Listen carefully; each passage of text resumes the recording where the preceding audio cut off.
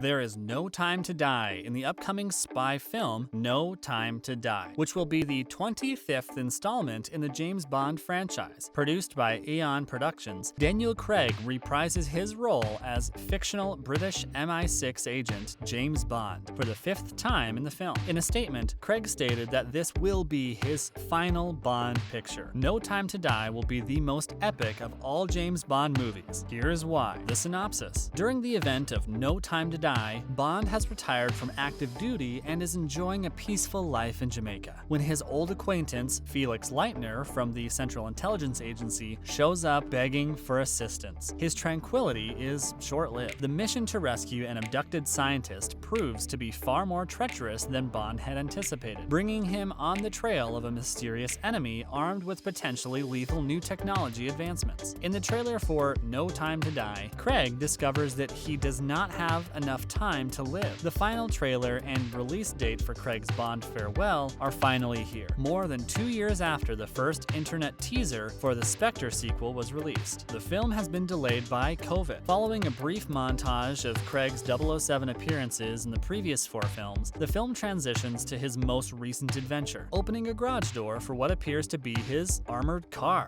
He appears to be channeling some type of British Toretto swagger. This time around, the crew is back together, with Ben Whishaw creating gadgets, Leah Sado donning costumes, and Ralph Fiennes asking, "Where is 007?" directly into the camera. The main antagonist is Rami Malek, who plays Lyutsifer Safin, a criminal who forces Bond to confer with Christoph Waltz while in prison, in a setup reminiscent of Hannibal and Clarice in Hannibal and Clarice. Then there's Lashana Lynch and Ana de Armas, who each get a few seconds to shine on the screen during the film. No Time to Die will be released in theaters in October. Some points from the trailer that we found interesting. It begins with a montage of footage and sound bites from Daniel Craig's past films, including Casino Royale, Quantum of Solace, Skyfall, and Spectre, before transitioning into the final trailer for No Time to Die. The film revisits some of the most memorable Bond moments of the contemporary era, including the savage bathroom brawl, the Aston Martin crash, diving into a collapsing train, and meeting Madeline Swan, among others. Craig himself, as well as Judi Dench's M and Christoph Waltz Blofeld, who offers his phrase about kite dancing in a hurricane, are some of the most memorable quotes. As a result of this retrospective prelude, No Time to Die is officially the culminative of a 5-part series, and 007's next misadventure will have a feeling of legacy attached to it. We know that Bond travels to Santiago and meets with Paloma at the advice of Felix Leiter in No Time to Die, and that between ballrooms and bar fights, Bond and Nomi find time to engage in a firefight on the streets of Chile. Several new pictures from this action are included in the new trailer, including one in which Bond fires a shot into the air and disappears. This kind of irresponsibility could explain why Nomi threatens to shoot Bond in the knee, which is the only one that works if he interferes in her case. A black Aston Martin can be seen coming up to an airship for a brief minute in the film. This appears to be the DBS Superleggera that Nomi drives, and given that prior video has shown Safin riding an aircraft, Nomi's fast arrival could herald the beginning of an aerial chase scenario between the film's heroes and villains. The last trailer for No Time to Die contains a scenario that, while not particularly exciting, does hint to a more fantastical element to Safin's strategy. The picture shows Bond investigating a lab filled with television displays that display Safin's mask, and based on prior teaser footage, we know Nomi is also present in this environment. But the new photograph provides a far closer look at the human-sized tanks that Safin has lined up along the rear wall of the building. The shadows lurking inside the opaque liquid indicate some sort of human research, despite the fact that it's difficult to see through the liquid. Is this the method by which Safin created his bioweapon, or is he involved in something much more bizarre, such as cloning or genetic engineering as well? The involvement of Lashana Lynch's Nomi in the new trailer for No Time to Die is minimal, to say the least, but she does get a brief moment in the spotlight while driving her Superleggera and donning some futuristic-looking sunglasses. This takes place either just before or immediately after the scene in which Nomi drives past Bond with her window rolled down and casts a withering, condescending gaze over the rim of her spectacles, depending on when you see the movie. As a side note, No Time to Die's last trailer concludes with the folding plane crashing into the sea below, providing a closer look at Nomi's takeoff and what looks to be one of the film's most exciting set pieces yet. Given the vehicle's adaptability, it's possible that this is how MI6's dynamic duo infiltrates Safin's lair, by flying in from the air and then moving closer beneath the cover of the water. The last time we see Daniel Craig as James Bond. Daniel Craig is simply adamant about not dying on television screens. No Time to Die, Daniel Craig's final film as James Bond, has been postponed even again and will now be released on October 8th, 2021, according to the studio. Once upon a time, the film was originally scheduled to release in November of 2019. However, its release date was pushed back to April of 2020 after director Danny Boyle departed the project due to creative differences. Despite the fact that Boyle was replaced by Cary Fukunaga, the No Time to Die was postponed from its original date in April to November 2020, and then again to April of 2021, and finally to October of 2021, due to a small global epidemic known as the coronavirus. COVID, it appears, is extremely adamant about Craig leaving the franchise. As part of Craig's goodbye to the series, his James Bond is enticed out of retirement by Felix Leiter, who is played by Jeffrey Wright, to assist in the search for an abducted scientist. Bond is pitted against Safin, a new Bond villain played by Rami Malek, who has his hands on some potentially lethal technology during the course of the mission. Also featured in the film are the vocal abilities of Billie Eilish, who performs the opening theme song No Time to Die, which was released in February 2020. On November 2nd, Eilish's song will start Craig's final outings as 007 in theaters, fingers crossed, all around the world, nearly 2 years after it was released. Despite the fact that there are no major revelations in the latest international trailer, so we'll have to come speculating about whether Rami Malek's villain Safin is really Dr. No in disguise, we do get to see some new footage from the film, including a scene with Moneypenny, Naomi Harris, Q, Ben Winshaw, and a new 00 agent, Nomi, Lashana Lynch, in M's office, and more of Bond's reunion, Ana de Armas. No Time to Die will be able to tell you more. Bond, who had been retired following the events of 2015 Spectre, is called back to active service when his buddy and CIA official Felix Leiter, Jeffrey Wright, asks for his assistance in the search for a missing scientist. Soon after, Bond comes face to face with the evil Safin, Rami Malek, who is plotting to assassinate millions of people and who looks to be tied in some manner to 007's beloved Madeline Swan, Leia Seydoux. Another trailer released at the same time as the international trailer includes new footage that differs from the previous one. It includes flashbacks to Bond's previous adventures, an additional look at Bond fighting thugs in his Aston Martin, and new information about Safin's plot, with Bond and Q uncovering how he plans to turn people into weapons. Following Casino Royale 2006, Quantum of Solace 2008, Skyfall 2012, and Spectre 2015, this will be Craig's fifth and final appearance as James Bond on the big screen. Cary, in a recent interview, Joji Fukunaga, director of No Time to Die, admitted that he and Craig considered prospective replacements for Craig when he appeared, that the 007 actor had abandoned the franchise following an injury sustained while filming Spectre. Total Film reported that Fukunaga had taken Barbara, Broccoli producer, to his favorite Japanese restaurant in New York 2 years ago. I attempted to impress her by entertaining her. Daniel had stated that he would not be doing another Bond at that moment, so we brainstormed all of the potential new Bonds, which was very exciting. When asked about the future of the Bond franchise, Broccoli stated that she and co-producer Michael G. Wilson would wait until the dust settles, following the release of No Time to Die, before making any decisions on who will portray 007 in the future. When it comes to the future, she says, it's difficult to think about it until this film is released. I believe we just want to take time to reflect on this and Daniel's life, and then, once the dust settles, look at the landscape and figure out what the future holds. With that, we are done for today. What is your take on the end of Daniel Craig as James Bond?